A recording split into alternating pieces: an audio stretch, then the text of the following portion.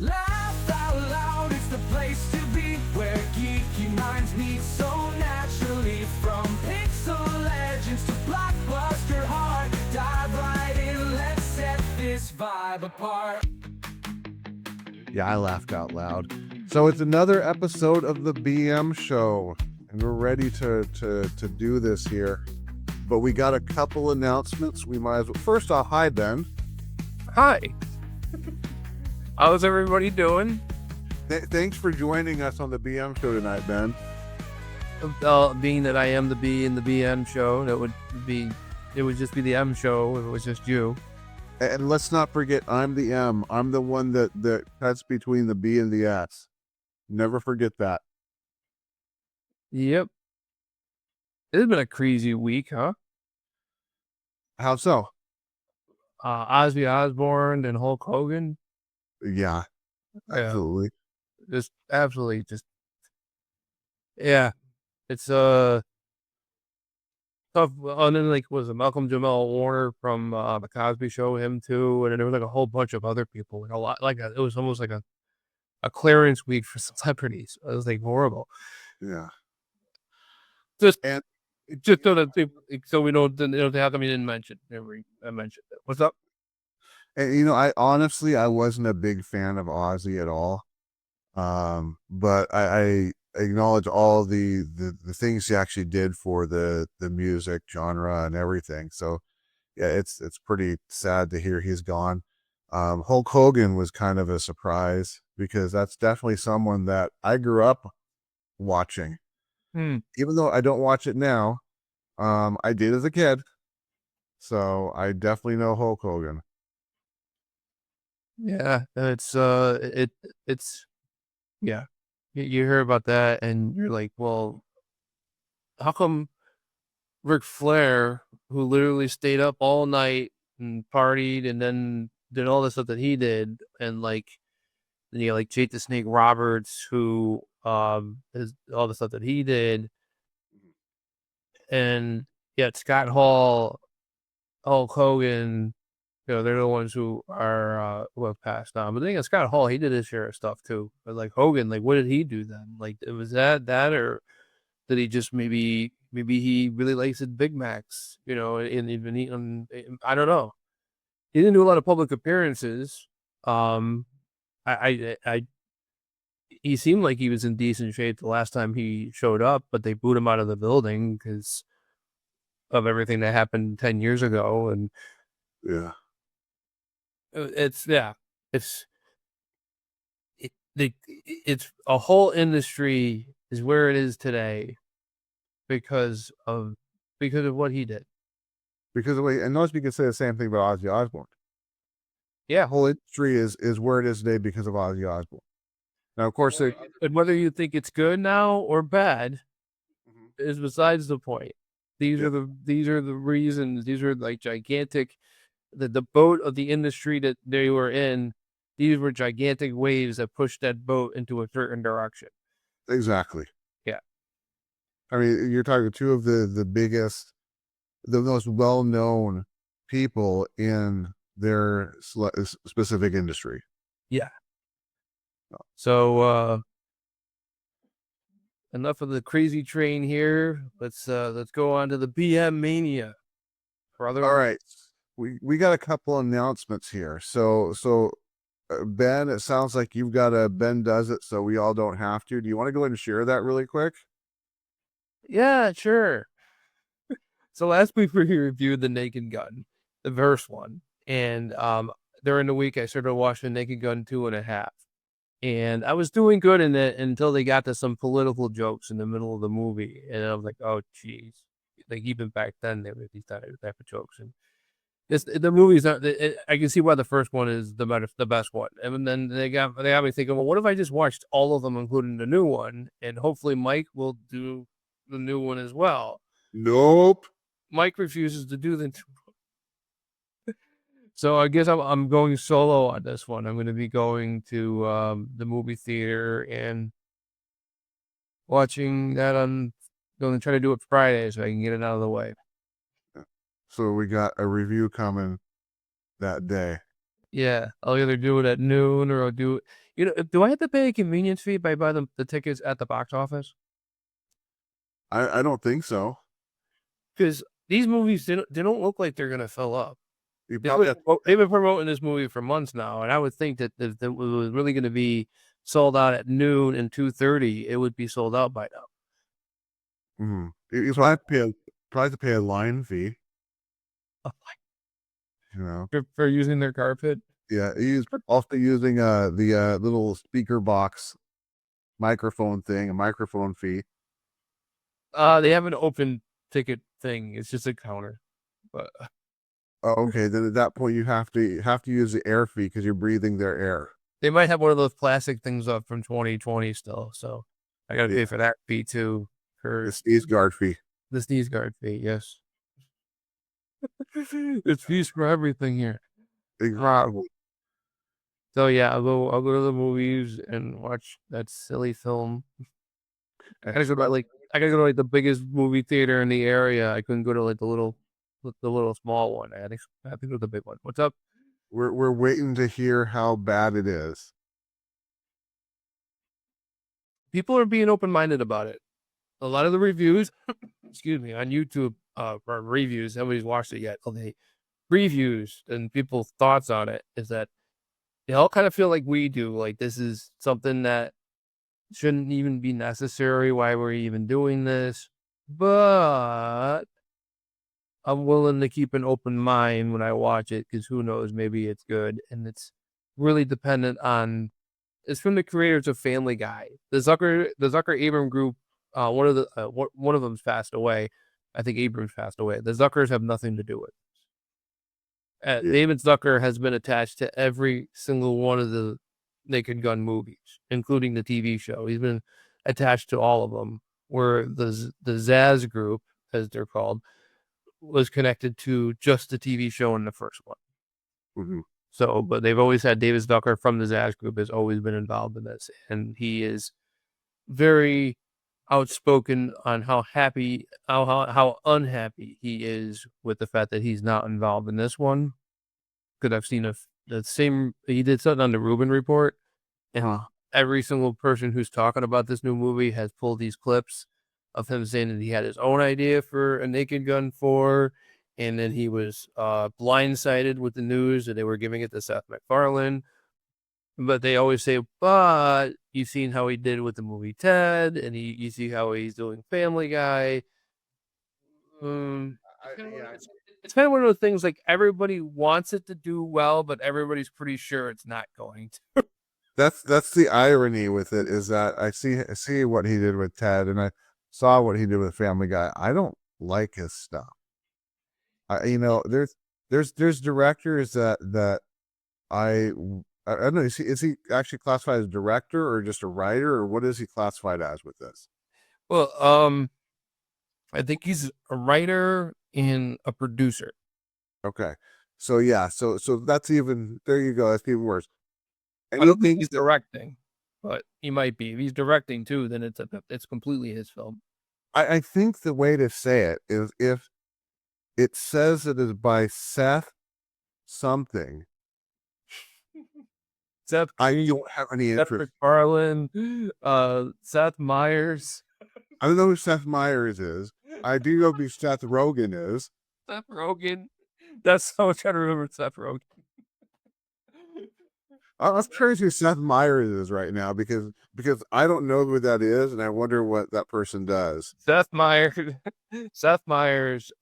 He used to be on Saturday Night Live, and he might still be now the host of Late Night. I don't know. Oh, I don't follow enough. They might have fired him because I know that Late Night's getting cleaned out like completely, and like if they're getting rid of Colbert, who he's losing $40 million, but he is the highest rated network late night show. mm-hmm. So out of the three, he's number one. But if you add in Gutfield, he's number two. Gotcha. Okay, so looking down the list of movies that he's done. Okay, so I saw The Interview, which is you probably know how I feel about that. Other than that, I don't know any of these movies. He's done, but he was in Superbad, where I think he wrote that.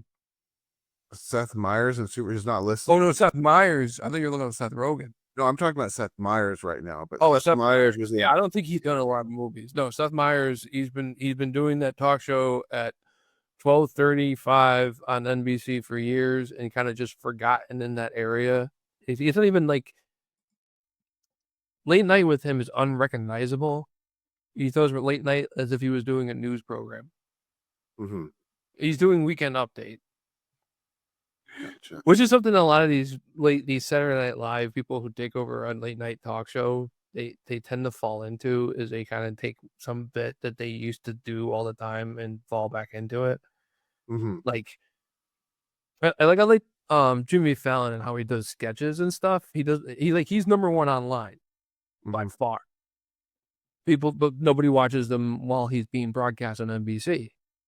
Mhm. So NBC can literally move him to Peacock, keep him going, but he's on Peacock now, which might actually help their Peacock numbers a little bit, and then just keep doing the clips, the viral clips all over social media, and just collect money that way. Mm-hmm. Because it's not working. Nothing. They're getting rid of Colbert. They're gonna get rid of all of them. But if NBC wants to salvage the Tonight Show, move it to Peacock. Mhm. Just get it off of NBC because it's cheaper that way too, and it opens it up, and you can give the affiliates that time back, which I don't know if they'd want it or not. And just get out of late night, because it's like late night doesn't work anymore because everybody's got YouTube, everybody's got Instagram, they got TikTok. Mhm. That's what they're consuming. They're not consuming the national broadcasting company anymore. Not at that time. You're going to bed. You got your phone in your hand, not your television. I mean, they just changed it from late night TV to anytime TV, basically. That's what it is nowadays with the internet. No, that's true too.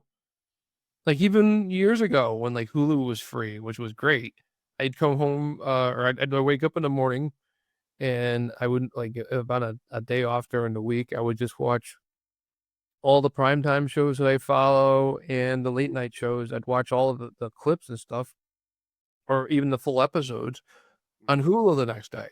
Yeah. Because like everybody other than CBS had an agreement with Hulu at the time. And then it just became fractured. Once the fracturing started, everything just went downhill. It used to be you had Hulu for your newest stuff, Netflix for the archive stuff, and Prime was just there. So I got a question for you, Ben. Do you mind if I get us back on track? Because we're at a perfect point to do that. Sure. So basically, you all understand Ben's going to go see Naked Gun, so we don't have to. But since we're now talking about television, we have something else that's coming up that we're going to go ahead and try starting next week, which is we've decided to pick a show and to watch one episode a week and to do reviews on that specific episode. What if we do Police Squad? There's only 6 of them. Well, I thought about Police Squad, but the problem is there's only 6 of them. They're 30 minutes long each, so Yeah. the reviews won't be all that grand. We could do it though, but what we're going to do is way back in the day, we did an episode on TV shows that didn't get enough time, that were dropped before their time, and we've picked 2 that were actually on that list. I believe both of them were on the list. We're going to start with a show called Otherworld, which is an old 1980s show that only racked up 8 episodes and is incredibly hard to find. And we're going to start next week. It's going to be a separate segment, so it's not going to be in with the main show. But Matt from the BM Squared will be joining with us, it looks like, so that we could just jump in and go review one episode a week. And if that looks like it's doing good, we'll move to our next one, which would be Firefly. And then we'll see from there what we would do. Then we'll do The Simpsons. I'm just kidding. Yeah, and then that would basically be it for us. We can't do anything more. We'll be doing The Simpsons for the rest of our life. Exactly. I just while you were talking, I was looking through the news real quick. They interviewed one of the creators from The Simpsons, and he says that The Simpsons will end when one of the main cast members passes away. Is that so? You're talking like one of the voice actors? Yeah, so one of the 5 main voice actors, once one of them passes away, that'll be the end of The Simpsons. Gotcha. So that's but like that means that's but like do they end it right there? Like they're in the middle of like season 41 and like so and so passes away. Do they just go and say, "Well, that's it, folks. We're done. We're doing 41 and a half seasons. We're done." Well, I Or think that I think they possibly do all the season before the season starts. Hopefully, yeah, but if you're going to stay topical, I mean, when you break it up into sessions throughout the year, or do you think that they really would just sit there for like the whole summer, like doing voiceover work? yeah, I don't know. And then like who's going to be the first one to pass? And it's going to be like, and then like, what if it's somebody who's not like, because I mean, to bring up Harry Shearer again, he doesn't play any of the Simpsons family. But he plays a majority of all the secondary characters, and he's one of the 5 main cast members. So, say if he were to pass away, you could still do the main family. Is that still a reason to end the show? I think the show should have ended years ago. So don't I mean, I'm not looking for Simpsons forever, but at the same time, I'm like, what are your qualifications for this statement? I mean, do you, so say like if the woman who plays Marge passes, Julie Kavner, and they're in the middle of the season and they still have to record like a couple more episodes of audio, do they just bring in Alex Borgstein to cover for those episodes, or did they just go and say, you know what, Marge just won't be in these episodes, or do they just end the show? Well, they could do that option of his character won't be in the episode, like they go off to some camp or take a vacation or something like that for 2 episodes, and then that's it. But they have also set precedent where she's gone and on vacation. She went to like a spa, and they still showed you her perspective and what she was doing. I mean, they can still show it and just have her never talk. Maybe they could. Maybe they can do it as if she never existed. And I bring up Alex Borgstein because when they did the Family Guy crossover episode, the Simpsons guy, back in Family Guy season 13, bringing this back to the Nick and going again, I guess, with Seth MacFarlane. Then they did that. Alex Borgstein did the voice of Marge, and if you listen to it, like you have to like really listen to it to hear that that the voice is not completely on. It's really close, like close enough. Or if she had to do like a remaining 6 episodes or something, she could. But then there's other people to do all the other roles too, because this thing's been around for so long. There's probably been comedians and impressionists who have been working on their Homer for years. So it's very interesting. And I saw that comment, it just got me thinking, like, yeah, when you say that statement, like, if they do it in the middle of episode 18 during a 20, or actually, I think they're only doing 18 episode seasons now. They do it in the middle of like they plots in episode 9, like in the middle of doing episode 9. What do you do? Yeah. Well, I guess the answer is we'll have to find out when something like that happens. Of course, at that point, but they just could end it because, like, it's been that long. You could just tell Fox, like, you know what, fill the rest of the season with like best of. Just like take our best episodes and just rerun them in memorial of the person who passed away. I don't know. All right, dude. So we got to get on the ball here because I still actually have to go over next month. The episodes are coming next month. Oh yes, the month of August. The month of August. It's so starting with August 3rd. We actually decided to do something a little interesting here. We're going to be doing some movie reviews, but what we're doing is we're taking movies that are in our top 10s that have some sort of connection. Now, this connection could be something like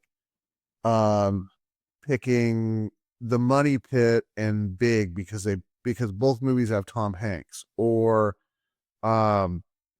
Fear and Loathing in Las Vegas and Vegas Vacation, because obviously the setting's the same. Something that ties the two together. Now it can't be something like my favorite movie, you know, the movies I choose are Sonic 3 and John Woo 3 because they both have 3 in them. Yeah, Or it can't be that silly. yeah, or you know, Teenage Mutant Ninja Turtles, Secret of the Ooze, and Wing Commander because they both came out on the same day. I don't think they did, but just as an example. So Yeah, yeah. It can't be something trivial like that. It has to be yeah, either they have the same actor, the same setting, a similar story, or that's something that you could sit there and say, yes, that's the same about them. like if you have, say, 2 movies, this will, do you want me to announce what one we're doing next week? So yeah, but don't announce it. You don't have to announce the connection, just the 2 movies. So next week, the third is going to start with Ben's picks, which are Donnie Brasco and The Departed. yes. So we'll be look forward to those reviews. Obviously, Ben's going to give them both thumbs up. We know that. But when we get to mine, I'm obviously going to give them both thumbs up. So I've rewatched one of them so far, and I realize it's the extended version, which I've only seen the extended version like one other time, and Sure. I remembered why I love the movie. Gotcha. So Okay. So we'll be talking about those next week. The following week, August 10th. Actually, Matt may join us for this episode. It's going to be musicians that don't get credit that are amazing. So, like we were just talking about Ozzy Osbourne recently. Everybody knows Ozzy Osbourne.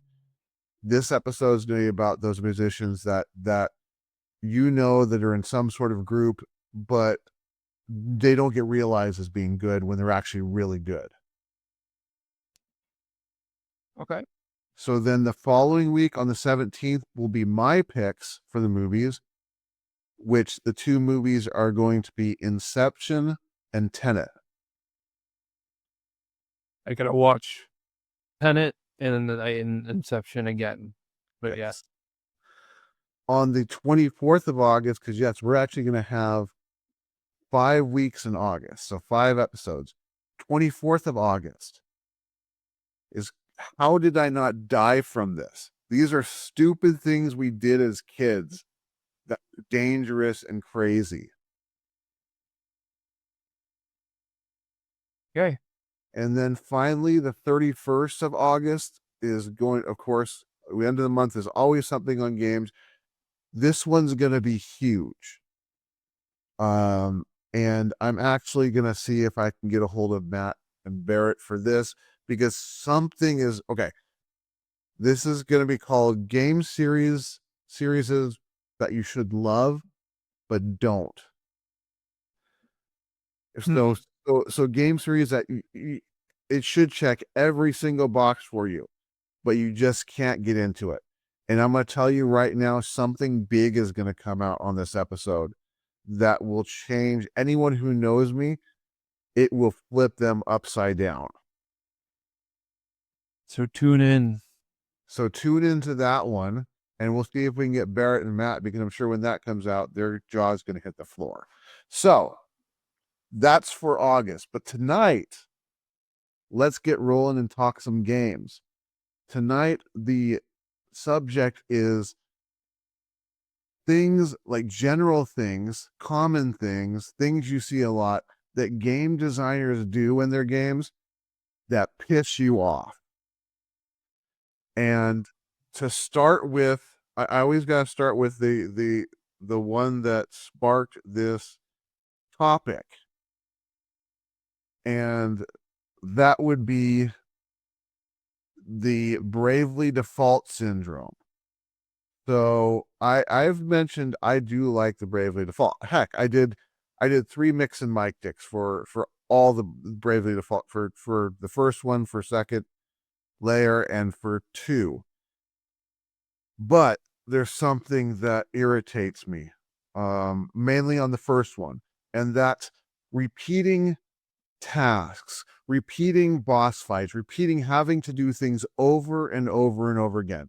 And this can be as trivial as, you have to pick up a barrel and move it to the other side of the room and then realize there's 20 barrels that you have to pick, to what Bravely Default does. Now, Ben, I know you've never played the first Bravely Default, so let me tell you what it does so you can understand why this topic came to be.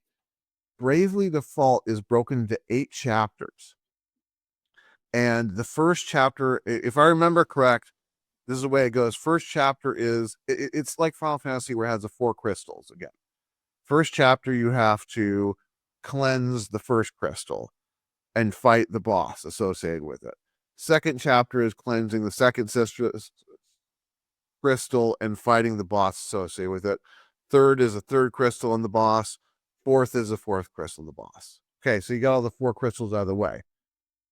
The 5th chapter, all of a sudden you realize you have to go back to the crystals and they are all contaminated again, and you have to fight the same exact boss to cleanse all 4 of the crystals. 6th chapter, you find out, oh, I'm bouncing to like alternate worlds. I have to go to all 4 crystals, cleanse them, and fight the same bosses. 7th chapter, you realize, oh, now I'm in a different alternate world. I have to go to the 4 crystals, cleanse them, and fight the bosses. 8th chapter, you realize, oh, now I'm in a different alternate world, and guess what you have to do, Ben? Cleanse all the crystals. And fight the same bosses again. It's so absolutely lazy. That is It's lazy. heartbreaking. See, I thought you were talking about is like when you gotta go grind or something. Like, made me think of Shenmue, where I had to go get a job Mhm. and work this job every day so I could save enough money up so I can go and buy something in the game. Mm-hmm. No, this is unreal, because on top of that, to cleanse the crystals, you have to hit their spam. You have to sit there spamming the X button as fast as you can, and you're doing it for like 45 seconds, and it's like, not quite yet, keep going. And then 45 seconds later, we're almost there, keep going. And then 45 seconds later, you can do it, keep going. And then finally, another 45 seconds, okay, that's good, stop. And you have to do that 4 times per world. So what do you have there? You've got, what, 5 times that you have. So 20 times you have to cleanse the crystals. And 5 times you have to fight the same bosses over and over again. Hmm. And that's excessive. That is excessive. That's too much. That's Other than that, I mean, the game is great. It's just, it's one of those, if you want to grind, if it's a good game to grind. But if you want to have story, it's not there, because you're doing the same thing over and over again. It's the Groundhog Day of video games. So that would be my first entry. So your turn, Ben. What you got? Well, I got one that's a big complaint, and I don't know if this counts as in the rules or not, but when you get a game and you have to do that immediate update, Oh yeah. and it happens like every game now has it, but it was really, really bad. I think I've talked about this before with Tony Hawk Pro Skater 5, Mm-hmm. because they released it like the day before the license was over with him, because it was a time license, and the game actually wasn't ready when they shipped it, but they had to ship it by a certain date in order to keep the license. So literally the first thing that the game did was download the actual finished game. Yeah. And I think but it's like, what's that? go ahead. I think that's pretty common, like Switch, because Switch only has 14 gigs. So I think like if you take a game like Doom from the 2016 version of Doom, it's like 14 gigs, but then you got to download that's like 20 gigs because it's like the remaining amount of the game. Oh, Switch is getting even worse with that now. Now they're doing where some of the games, they don't even have the game on the cartridge. The cartridge Yeah. is just it's just a boot disc pretty much. It's just a license disc. Mm-hmm. And they're like, Yeah. and it is like, granted, it's a way where you could sell a digital game because it's still a digital game. Mhm. But still, it's like, it's rubbing people the wrong way, and it's just Nintendo's been making a lot of dumb moves lately. They're number one and they're acting like it. Which is what screws Sony up and it screwed Microsoft up. You get this, you become number one and you think, well, nothing can go wrong now. And it's like, it's very fragile, this ecosystem. Nintendo's got the strongest case because they've never released their game on other consoles. Mm-hmm. And now you have all this cross-pollination between Xbox and PlayStation, and Xbox pretty much just giving up. Yeah, it's Nintendo is winning and they know it, and they're acting like they're starting to act, like they can do whatever they want. And it's just, yeah, like $80 for a game. Controllers are $80 now. Everything's $80. And then you can only blame so much on inflation. A lot of these prices were published before the inflation happened. Mm-hmm. And then they just went and turned around and blamed it on the inflation. Yeah. No, that $500 price tag for your game console, that was before Trump said anything. Mm-hmm. So, well, and that's why I think there's a lot of good third-party controllers for Switch. A lot of the old third-party controllers, when you go back to like NES and Super NES days, they're garbage. And people knew they're garbage, but the main controllers weren't expensive. But I think third-party controllers have really stepped up because they've taken advantage of the fact that Nintendo is just charging insane amounts for Joy-Cons and controllers and stuff like that. yeah, no, I have a Switch 2 and I have 2 Pro controllers, but they're Switch 1 Pro controllers. Mm-hmm.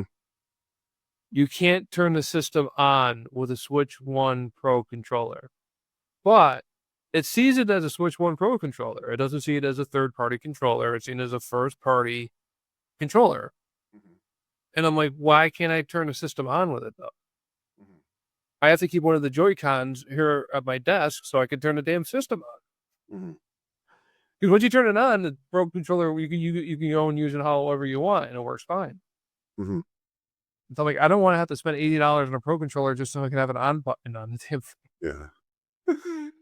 Like, this is, and it's them stopping it. There's no, if it's being recognized by the console as a first party controller, even knowing the name of the device, calling it a Pro controller, where is why does the software not allow it to start up the system when it started up the predecessor? Mm-hmm. And you're thinking about, you're talking about like, it's how many years later, we're more sophisticated with our technology now. It should have no problem being backwards compatible, 100% backwards compatible with the old hardware. Well, I got to mention that we're talking now about things that hardware developers do that piss you off. Well, yeah, but they're also software. It's Nintendo. They do that. But they also tie everything together like Apple does. Where like the Apple phone is tied into the Apple ecosystem, which is tied into the Apple, which is tied into, everything's all tied into each other. And Nintendo's trying to do the same thing where, well, you got the new game console, you have to have the new version of the controller. Mm-hmm. You have to pay $10 and upgrade your version of Legend of Zelda. Mm-hmm. Or you can't get the full power of it. All the games they're like, a bunch of games got free updates. They got minimal updates. They got updates that you would expect because it's on newer hardware that they should just give you. Zelda had a whole bunch of updates, so you can almost justifies the $10 price tag. But I don't think I'm ever going to be full. I mean, if I play the Zelda games again, I don't think I'm going to sit there with my cell phone open and using that as what was the name of that one, the elf guy? But you didn't play the Zelda games. Tingle? You do know the name. Yeah, it's like, yeah. I mean, why don't they just call it the Tingle Tuner? No one use that either. That doesn't sound right. Did you boot up your Tingle Tuner? Dad, I want to get a Tingle Tuner. What are they teaching you in that school? Wait till you're 18, boy. There's a tower of place for everything, children, and it's called college. So I want to go to my next one because it actually kind of ties in with yours that you're talking about, which is making online mandatory. Yeah, like they have like Dooney where there's like a 20-minute or 20-minute. Somebody, I'm sure for some it feels like 20 minutes, a 20-hour campaign, and they just expect you to play online to get the rest of your money out of it. Well, Yeah. another I think it's Guilty Gear Strive. First thing it does, it boots up to see if you have online connection. Even if you want to do like a arcade mode at home by yourself, or you want to do training mode by yourself, you have to have online connection. You're not even playing it online with anybody. You're playing all by yourself at home, yet you still have to have online connection, which now means that you can't take it on the go. Yeah.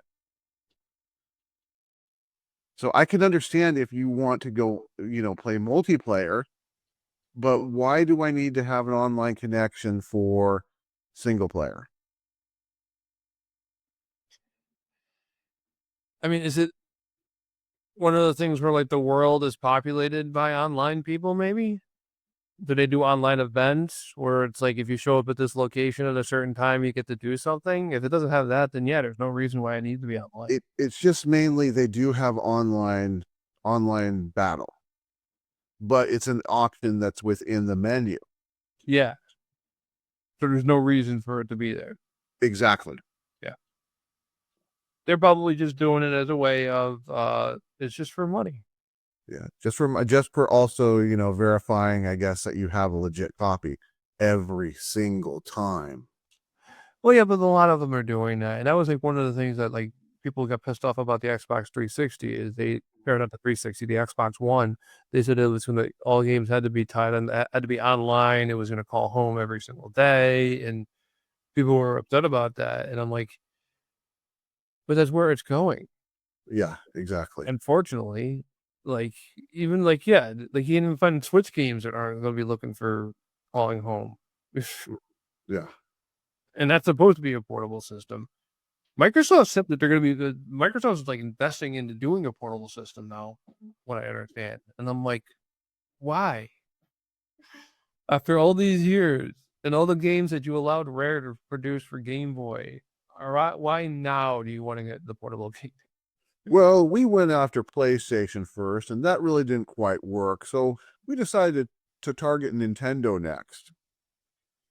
Yes. I mean, when you Nintendo's the winner of the video game war. Mm-hmm. Like, if you want to fast forward this, eventually Sony's going to give up on the PlayStation, but Nintendo, because of the like, and I say it over and over again, because their characters have never appeared on another system, Mm-hmm. and Yeah. as long as it hurt them, they've made a lot of money releasing Super Mario Brothers on Xbox and PlayStation, but they didn't. And as long as they can stick to that and never ever break that rule, Mm-hmm.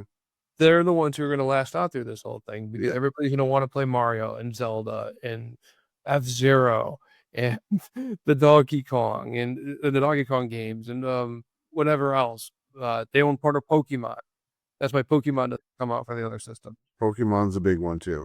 Yeah, so it's like as long as they hold on to that, and they know that they seem to know this. As long as they hold on to their intellectual property, they will succeed. Yeah. Microsoft releasing Gears of War on PlayStation. There's a PlayStation game, I forget the name of it, that's coming out for Xbox. It's the end of the two top players are just gonna eventually Xbox is gonna be gone. I think next generation there won't be another Xbox. There'll be a PlayStation 6, and that'll probably be the last PlayStation. It might end being a Plex box. I mean, they might work together. Who knows? Maybe it will be like a combination of the two systems in a way. An X station. Yeah. A play box. Right. Oh God, that sounds dirty. A play box. Yeah. All right. Hey, it's okay. What are you doing to my play box? What's a play box, Daddy? All right. So what do you got next, Ben? Oh, I thought that was mine for how long I went on. Oh, that was? Well, it was yours, but Yeah. I'm looking for like they're close. The game's finished. Assassin's Creed did this a lot. Under other games that do it too. they take out missions that are not story centric and release them later as DLC. Okay, so I have my feelings on that. So it's essentially just DLC in general then. Yeah, DLC in general, but when it was stuff that was originally, I mean, like I like DLC if it's adding to the base game and it comes out later.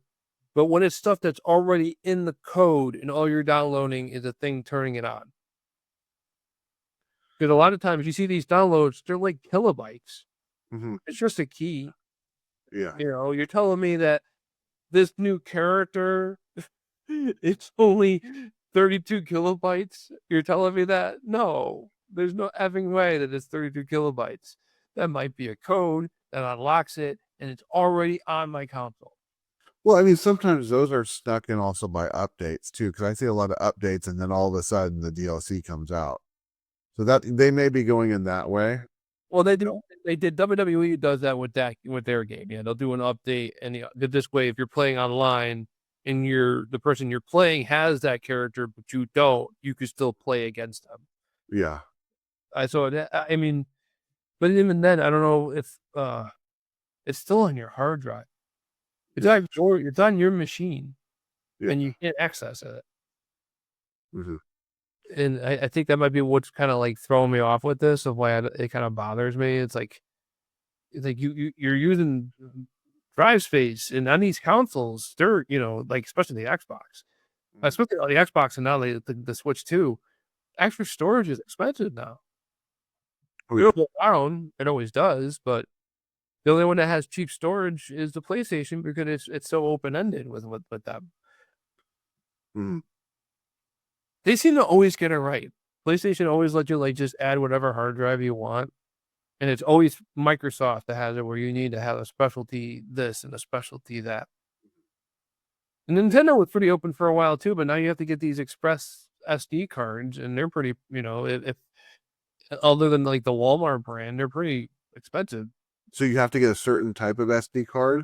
Yeah, you have to get an SD Express card, which is like the next level of SD cards, I guess. It came out like 6 years ago, but now is because of the Switch it's becoming more prominent. I think they were using it for like 8K video beforehand. It's just really fast. So it's like above the level of Pro. I guess. Okay. I don't know. Yeah, I just every couple of years there's a new SD card standard. Every couple of years there's a new RJ45 standard. Everything goes up. And yeah, I think we're up to Ethernet 8. Yeah. All my stuff is like 6. So it depends on like how much do you need, and it always costs more money when it first comes out. You can go and get Ethernet 5 cable. I can get it for free. Well, I think the actual fastest one's supposed to be a 7, but something with their 8 is the 7 is fast in certain things, and 8 is overall, I guess, the best. But then they're going to do a 9 and a 10, and then eventually they'll come up with a new way of doing Ethernet, or maybe they'll start doing fiber optic with everything, which is really what we should be doing, because fiber optic, there's less interference. I honestly think that fiber optic is actually better for the environment, because you get those radio waves running through with use electricity. It's how you run these radio waves, and you get these cable wires everywhere. They're sending off some kind of thing. There's a reason why cancer rates have gone up since like the invention of a lot of this stuff. Yep. So it's like with fiber optics, it's just a red light going through, and we don't see the red light. It's protected through a tube, and it's got an outer layer. I don't know if it bothers animals or not, but I think it's better for everything else. So I don't think it bothers animals. Maybe it doesn't bother anybody. I don't know, but I think it's just healthier. I know I sound like it's conspiracy theorist, but that's all good. It's all good. Then they reason why people who live under power lines have more health issues than people who don't. It's because there's all that electrical stuff that's going through the air. Oh yeah, and also like Bluetooth and cell phone towers and all of those is pretty bad. That's why I try to wire internet as much as I can around the house. I mean, the phone is the phone. Yeah, the phone's always going to be wireless, but there's certain stuff that if I can wire, and I do. Well, also with the phone, I'm always on speaker rather than sticking it right up to my ear. Oh, I do that just because I don't like having a phone up to my ear, but I do speaker too. Yeah. I don't like having it up to my ear either. So But if I have I do, but I use AirPods, so I have the earbuds in, and those are Bluetooth to the phone, and they're saying those are dangerous too. But yeah, I use them for like 2 hours a week, so I don't consider, and it's just more convenient than using wired headphones. Because I've tried it with wired headphones, and it's a big pain. I'm dealing with the wires from like because I'm cleaning. I clean the church on Tuesdays, and I'm taking a backpack vacuum around with me. Mhm. I got stuff I'm carrying. Having an extra set of cable, I've tried it, and it just gets in the way. yeah, So I've actually been through like 4 pairs of Apple AirPods. Oh, car just went by. yeah. All right, so I'm getting us back on track now. You Sorry. mentioned DLC. I'm actually going to go into something that's actually interesting that you say DLC and taking stuff out, because the next thing that I want to list, multiple endings. I cannot stand multiple endings because it seems like this cheap way, like, well, I didn't think our game was going to be all that good, but hey, you can get 42 different endings, but you got to play through the game 42 times to get it at 30 hours a piece. And sometimes they'll have those endings that are like, okay, in the very, very beginning of the game, you have to break a certain barrel. If you don't break a certain barrel, you're on the path to get ending 1 through 6, but you locked yourself out of 7. But if you break the barrel, you've now locked yourself out of endings 1 through 6, and you're on the path to get 7. It's like, Multiple For me, multiple endings should be something along the lines of like how they do it in Castlevania 2, Simon's Quest, or Metroid, where the quicker you beat the game, the nicer ending you get. But all the endings are roughly the same anyways. yeah, Like Castlevania 2, that one you have to beat it in like 5 hours or something like that. I forget, it's some ridiculous number, but if you do, it's the only way to get the good ending. You ever get the good ending in Castlevania 2? yeah, I thought it was like 2 or maybe it was 5, but I never got the best ending. I think I got like the second to best or so. But Yeah, there's so there's I there's 3 of them. So there's like the really bad ending where you died right away. There's the middle one where you're alive right now, but you're sick and you're going to die. And then the yeah, best ending is where you live. yeah. I would normally get the one where you die instantly, because being a grinder, I would spend so many nights in cities just grinding for hearts so that I could get all the weapons before I moved on to the next place. Yeah. Yeah, like I always like I would wait to do the first mansion. I would wait until I had not the first whip upgrade, but the second whip upgrade. I always skipped actually the first upgrade and go straight for the second one. Mm. But here's the thing. There's games out there like Chrono Cross. Chrono Cross has 12 different endings to it. And you have to beat the game to get the first one, and then you go back and start the game again. And at certain times throughout the game, you can go fight the last boss. So you're like playing it and then go get an ending, and then you play it a little more and then go get another ending, and then keep doing that. And it's just the point where, why do we need, and some of the endings are like dumb endings, like one, you beat it and then you save the world or whatever. The second one is you prevent something from happening earlier than it should and save the world, and it's just like, this is not really all that important. And then if you beat it, like sometimes they'll do the very fastest one, you get access to the developer's room. Wow. I never understood the desire for developers rooms, but yeah, I think there's a limit where maybe 2 endings, maybe what you're talking about doing is a good way to go. But when it's like you can lock yourself out of the endings for choices you make, forcing you to have to replay it just to go down a different path, it sounds cool, but then it just gets monotonous.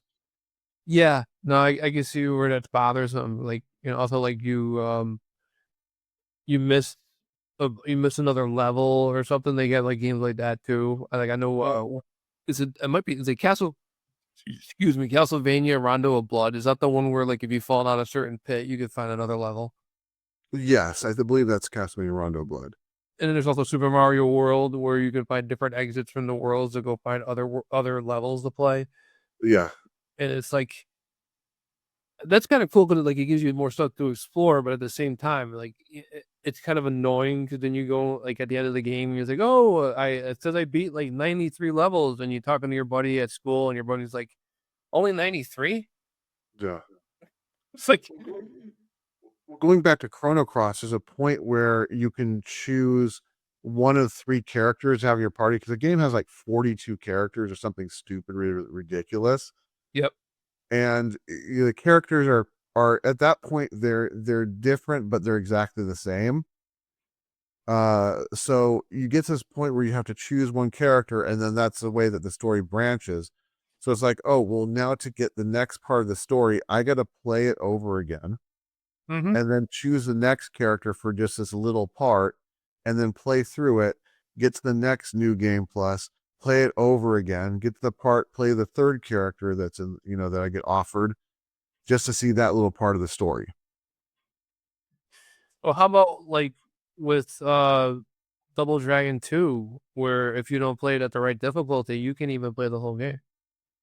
Oh yeah, there's other games. Street Fighter 2, I think, did that on Super NES. It's like, congratulations, you won. Now try it on a harder difficulty to see the ending. Yeah. Yeah. What if it's like a kid doing it? You have like a little kid doing it, and then they get all upset, and then it's like it's a game.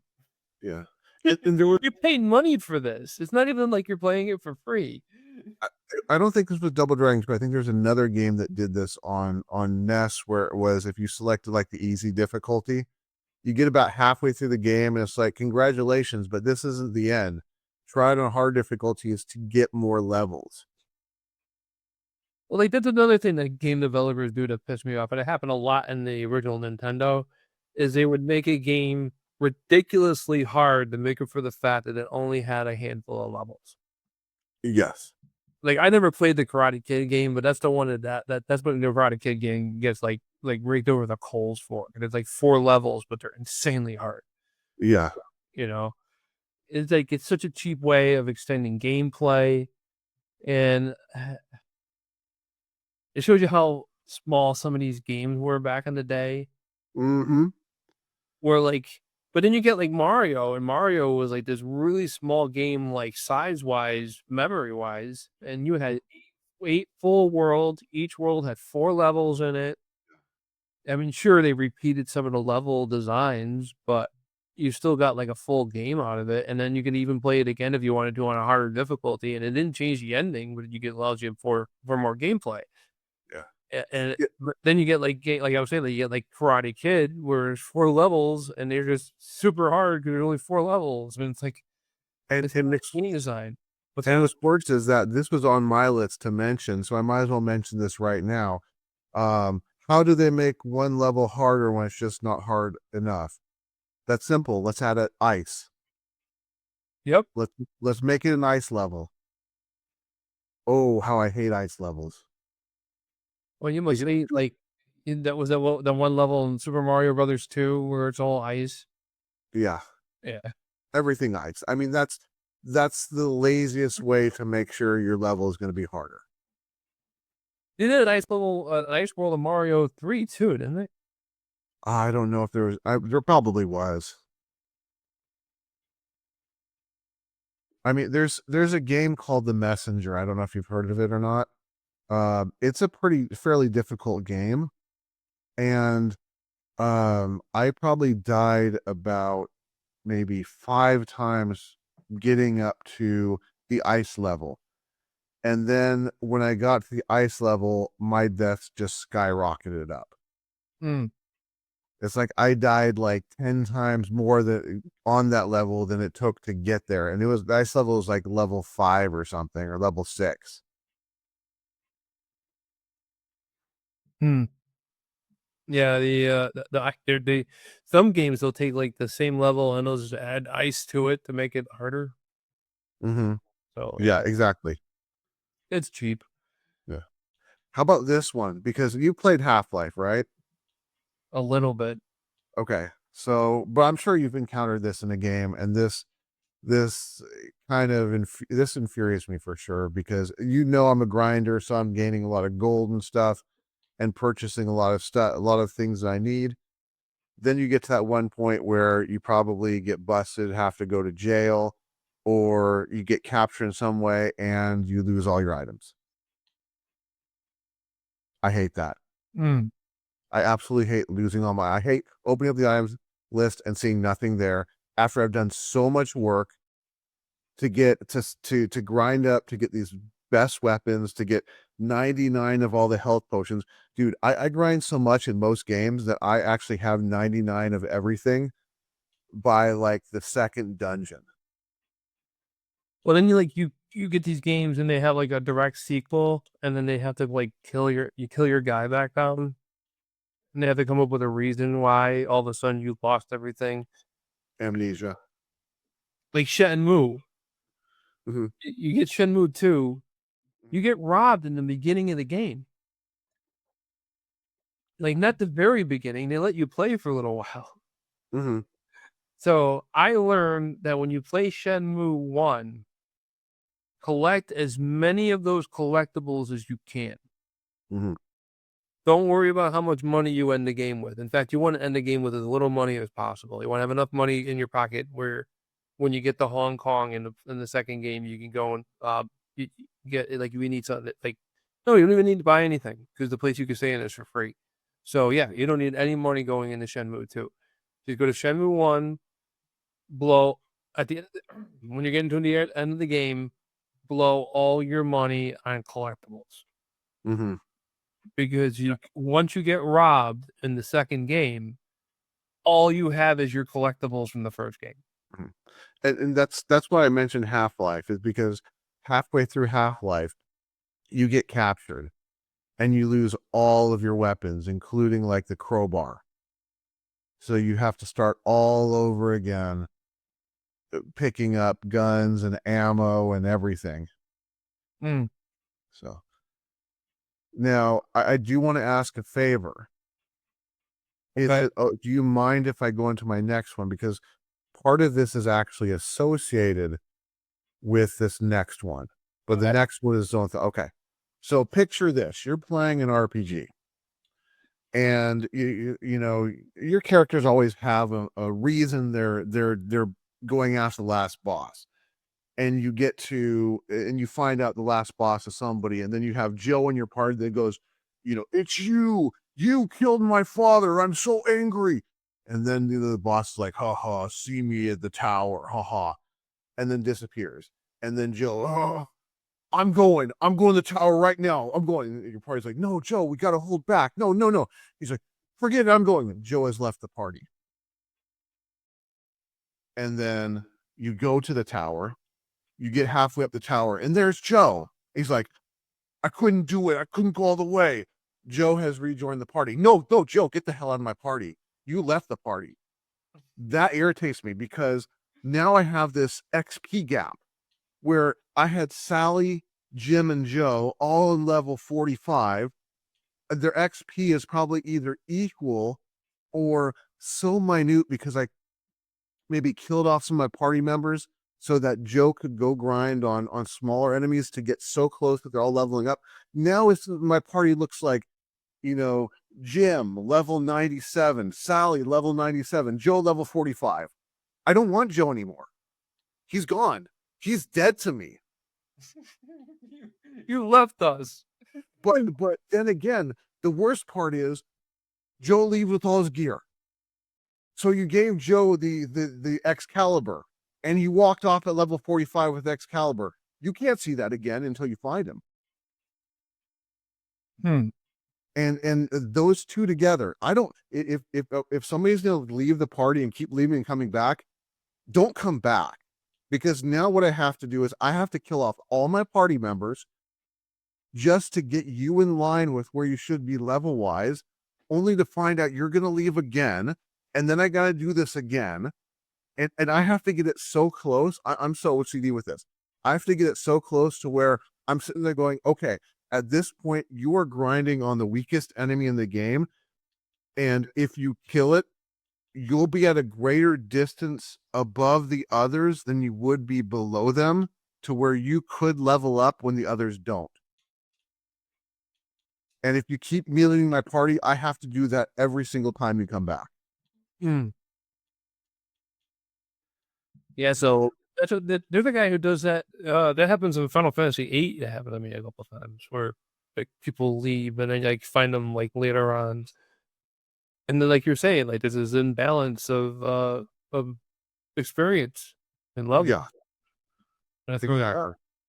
Yep. And then at one point they'll put him back in your party and make him mandatory. So now you're going up against this insanely tough boss with guys that could destroy him because your levels are high enough, but you now have to take Joe, who's at level 5 and dies in one hit, when you could clearly kick Joe out and bring in somebody that's level 99. Yeah. Okay, I vented. I feel better. Feel better? Yeah. Good. Very good. All right. What else do you have? I'm in it right now. I started up WWE 2K25 and they have this thing called My Faction, and it's a card collecting thing that if you get the right card, you could actually unlock characters in the game. Uh-huh. And it's a loot box. You're just they want you to pay for them. I never pay for them. I just like I get free ones here and there. They have codes and stuff you could put in.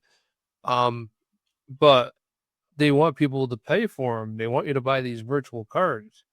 Virtual cards and at all is just stupid. But Yeah. you know, just adding into the game, and it's like, you know, how much money do you need for this game? Mm-hmm. Madden, I guess, does it a lot too. Like Madden and the 2K basketball game are like also doing it. So it's all over sports. Now, I'm assuming that they're...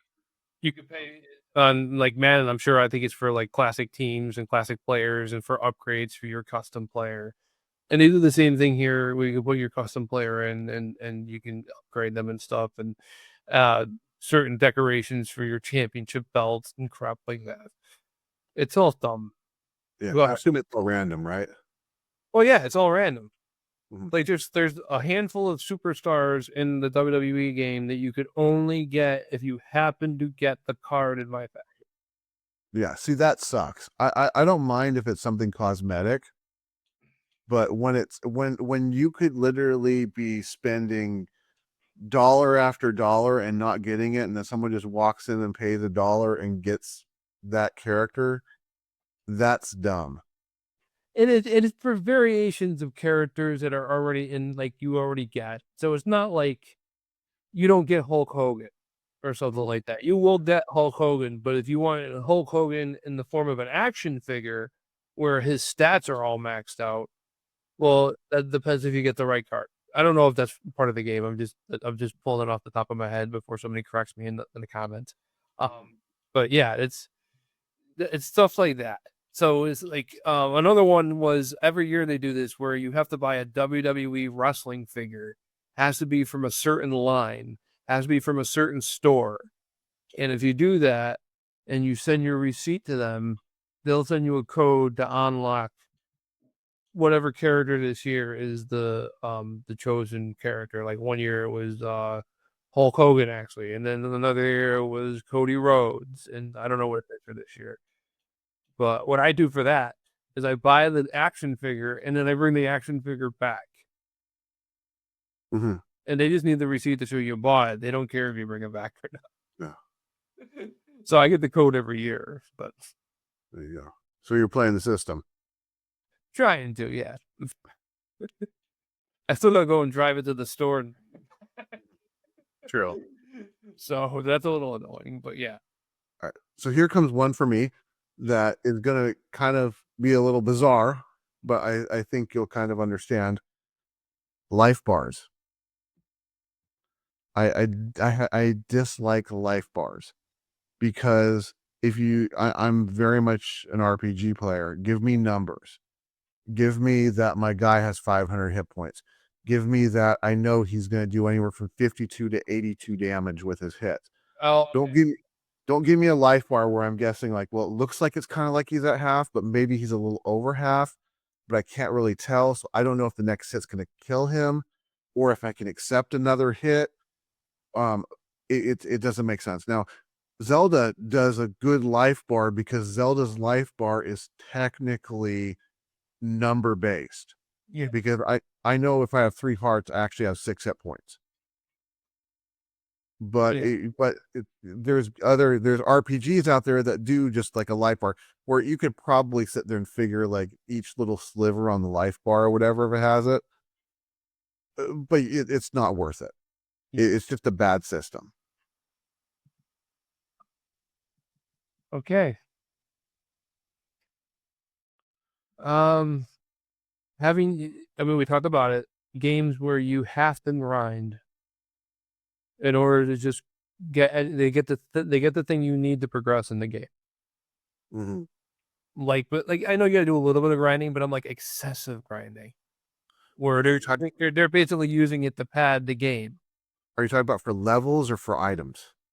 Like either one.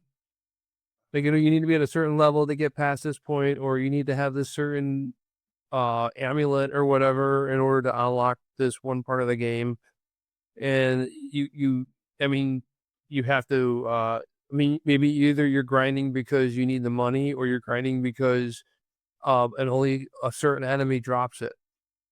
And you gotta and it's whether or not they show up or not, and then not every single time do they drop the item. That drives me nuts too. Like if you go on like one every 15 times you'll run into the blackity blob, and only one out of every 3 of them have the thing. Mm-hmm. Yeah, and that's where I'm actually different. I recognize I'm different because I love grinding. Because I use the grinding time to do one of two to basically do 2 things here. One is I'll kick on some music, and that's relaxing just to listen to like an album because I can focus on the album because I'm doing the same thing over and over again when grinding. The other thing is I can use grinding to study the growth of my characters and what damage each of their options do. So I could sit there and figure out, okay, I'm fighting this. So I know I can use my fighter and my red mage to physically attack them, and they'll do enough damage to where they can take one out. So I could use my black mage to cast a fire on this other one, and the white mage will do enough damage when it hits to take out the second. So I kind of learn how the tactics work with them, and how, as they're leveling up, definitely how the growth is affecting them. So grinding, I love grinding, and I could sit there for hours grinding. It But I depends. get it. Yeah, it depends also what game it is. Sometimes grinding is just like a chore because it depends. Like it can be really hard enemies to defeat, or um, actually that's usually what it is. The enemies are hard to defeat, or the controls are just not the best. Mm. And you Well, get like you almost kill yourself by accident just because of how screwed up the controls are. like I mentioned on my Mix and Mic Ticks, because I was talking about grinding for the Bravely Second.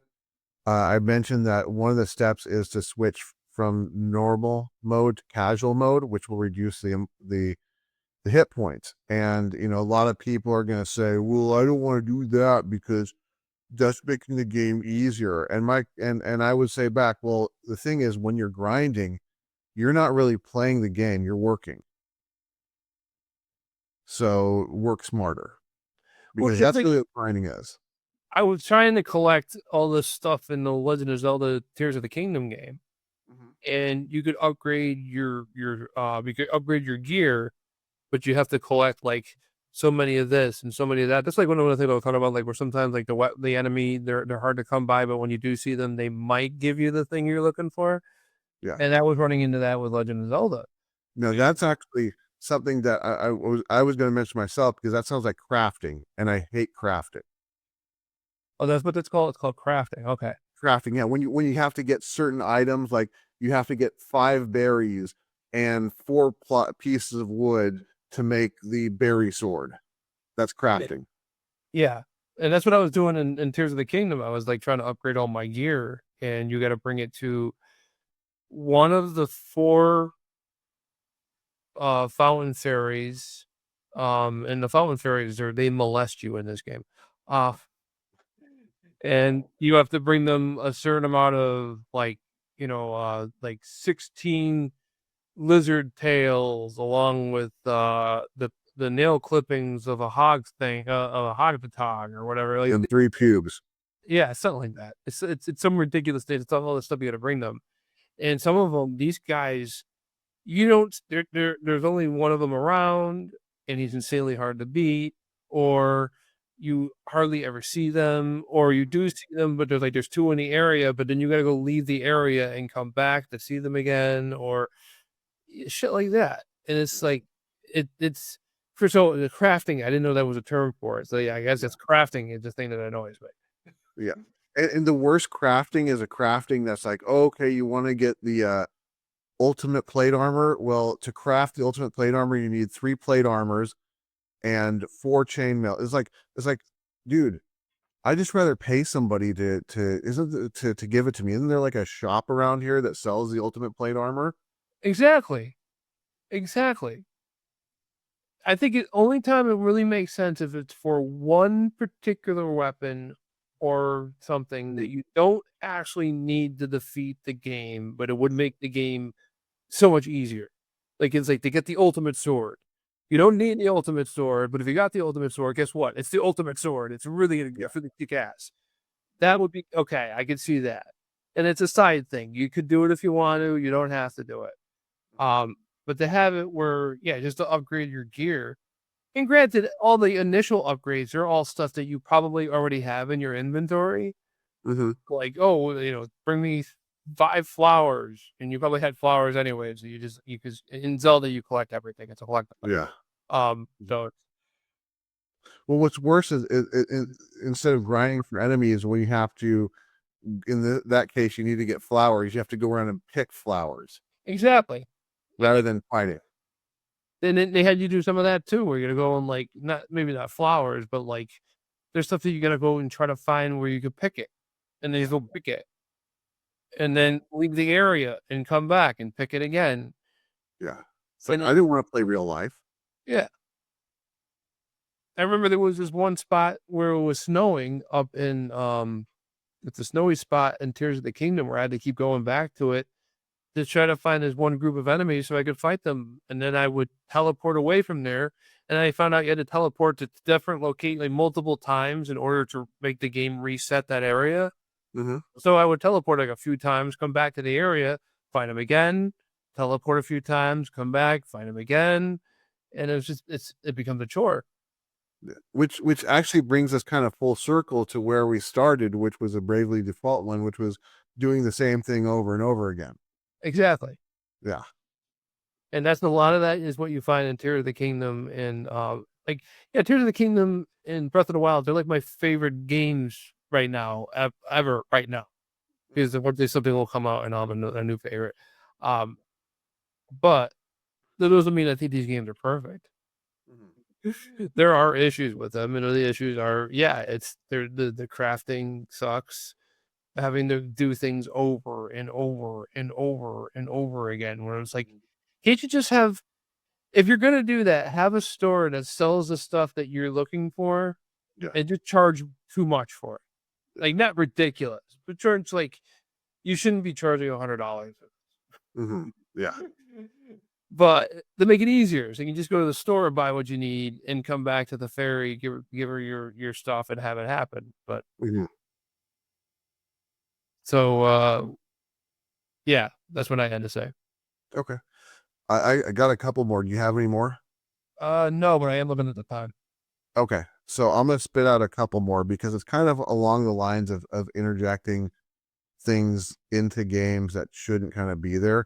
And that is, let's just say you're playing a game. Imagine this. You're playing a game like Resident Evil 2, the remake, okay? And you're going through the area, picking off zombies. And then all of a sudden the game decides, you know what? We're going to take that gun from you, and you're now going to have a stealth game.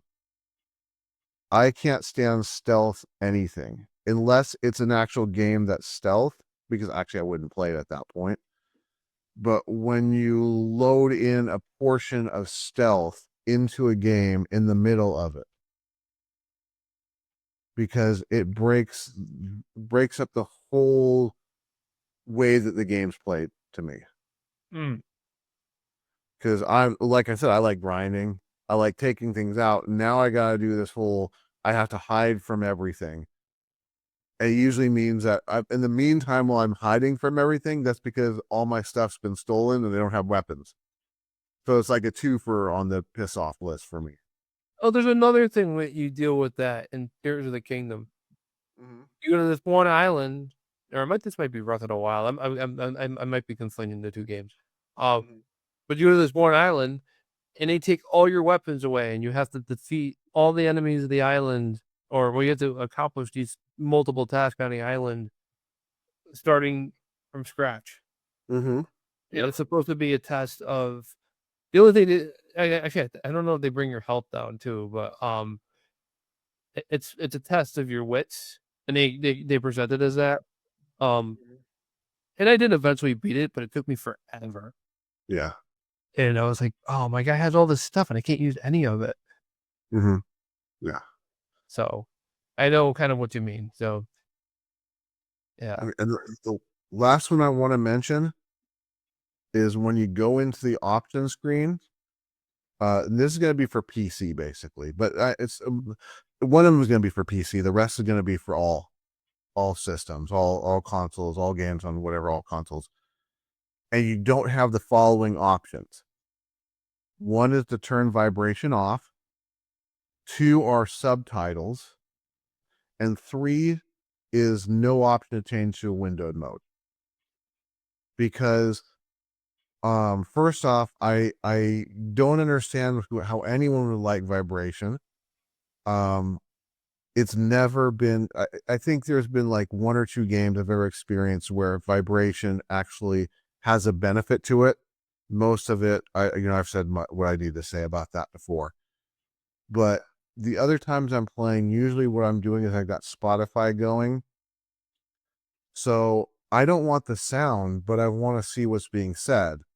And if you don't put subtitles in your game, I probably won't be playing your game long.